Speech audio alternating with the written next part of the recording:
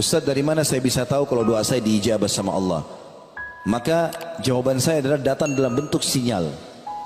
Misalnya kita berdoa di sholat tahajud, ya Allah terimalah, sembuhkanlah penyakit saya misalnya. Ya Allah mudahkanlah rezeki buat saya, mudahkanlah jodoh, mudahkanlah pekerjaan misal. Dari mana kita tahu doa kita diijabah?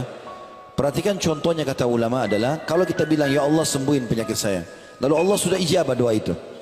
Besok misalnya kalau kita sholat malam tadi malam minta, besok kita ketemu dengan seseorang tamu datang ke rumah, atau ada teman kantor yang kita ketemu, atau partner bisnis, atau tetangga, ngobrol-ngobrol secara umum, terus tiba-tiba masuklah pembicaraan kepada penyakit kita. Lalu dia bilang, setahu saya ada dokter yang bagus di sana. Lalu kemudian kita pergi ke dokter tersebut, konsultasi cocok, resepnya cocok, sembuh. Kira-kira pertanyaan saya teman-teman, dokterkah yang sembuhkan kita? Tentu bukan. Kenapa? Dokter pun kalau di resep cuma tulis semoga lekas sembuh. Nggak ada dokter tulis pasti sembuh. Pasti resepnya semoga lekas sembuh. Itu saja. Jadi Allah subhanahu wa ta'ala menjawab permintaan kita dengan cara seperti itu. Misalnya Allah mudahin rezeki buat saya. Tiba-tiba besok ada yang tawarin mobil. Dia mau jual mobilnya, kita nggak ada duit mau beli mobil. Jangan buru-buru batalin. Siapa yang gerakin orang ini? Kenapa dia datang ke kita? Kok tiba-tiba tawarin ke saya? Baik, tunggu sebentar. Coba saya telepon teman-teman saya yang lain. Mungkin ada yang mau misalnya. Lalu mungkin dari situ teman-teman kita memberikan kita uang.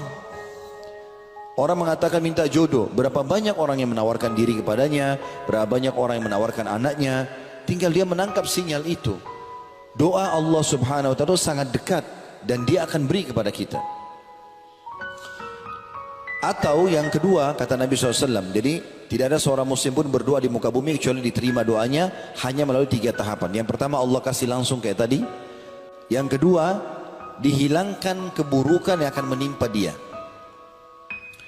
Kata Ibnu Qayyim rahimahullah, kalau ada seorang hamba misal berkata, ya Allah sembuhkan anakku, anaknya sakit.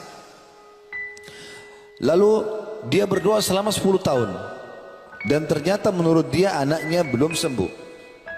Maka kalau dia mengira bahwasanya doanya belum diijabah, kata Ibnu Qayyim itu kekeliruan yang sangat besar.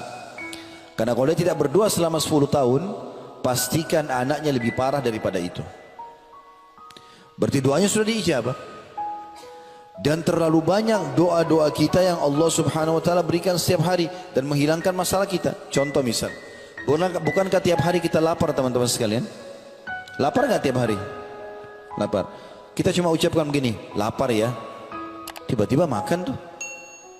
Kita tinggal masuk rumah makan, beli, pulang ke rumah makan, minta sama teman dikasih. Kalau tidak makan tidak mungkin kita hidup sampai sekarang. Kita haus, masalah itu. Tapi kita bilang haus ya, tiba-tiba kita tinggal cari minum. Dapat, berapa tahun kita hidup sekarang? 20 tahun, 30 tahun, 40 tahun, minum terus tuh. Dan itu kebutuhan tiap hari. Hanya ucapin haus, dikasih. Ngantuk, tinggal tergeletak, tidur, diijabah sama Allah. Yang Allah belum kasih teman-teman sebagian kecil dari permintaan kita. Kalau kita kumpulkan semua permintaan kita dalam keseharian, yang Allah belum kasih cuma sebagian kecil. Dan itu pun ada sebabnya, nanti kita jelaskan itu. Tapi umumnya permintaan kita, itu Allah kabulkan. Dan yang paling banyak di sini, kalau bukan diberikan langsung, Allah SWT hilangkan musibah yang akan menimpa dia. Tahapan yang ketiga, disimpankan untuknya yang dia panen dalam bentuk pahala pada hari kiamat. Di dalam sebuah riwayat yang lain, beliau baginda Nabi SAW bersabda,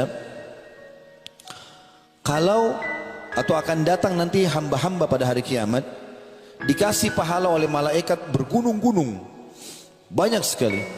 Dan mereka tidak pernah tahu ini pahala perbuat dari amal apa.